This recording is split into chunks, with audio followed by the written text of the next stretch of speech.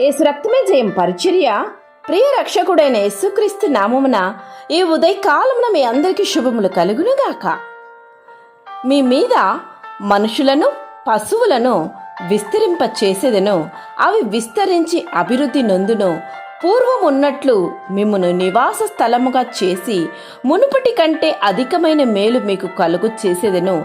అప్పుడు నేను యెహోవానై ఉన్నానని మీరు తెలుసుకొందురు అని యెహోవా దేవుడు సెలవిచ్చుచున్నాడు. నా ప్రియ సహోదరి సహోదరులారా, దేవుడు మనకు మేలు కలుగు చేయాలంటే ముందుగా మనము దేవునికి భయపడాలి. ఆయన ఆజ్ఞాపించిన మార్గములన్నింటిలో మనము నడుచుకొనవలెను.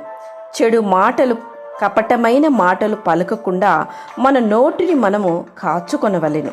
సమాధానము వేదికి దానిని వెంటాడాలి. నీతిమంతులుగా మనము జీవించి దేవుని మెప్పును పొందాలి.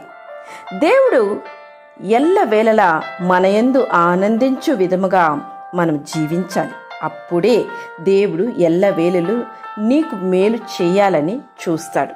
దేవుడు ఆశ కూడా అదే.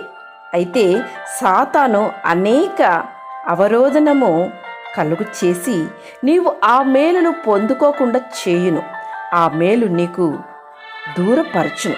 అట్టి పరిస్థితుల్లో నిన్ను నీవు జాగ్రత్త పరుచుకొని పరీక్షించుకొని అవరోధనము నీలో ఏది ఉందో గ్రహించి దానిని విడిచిపెట్టి మేలుకు తగినట్లు ప్రవర్తించు. తద్వారా దేవుడు నీకు మేలు చేస్తాడు. ఆ మేలు నీవు అనుభవించేదవు. నీవు ధన్యుడవు, నీకు మేలు కలుగునని వాక్యం సెలవిస్తుంది.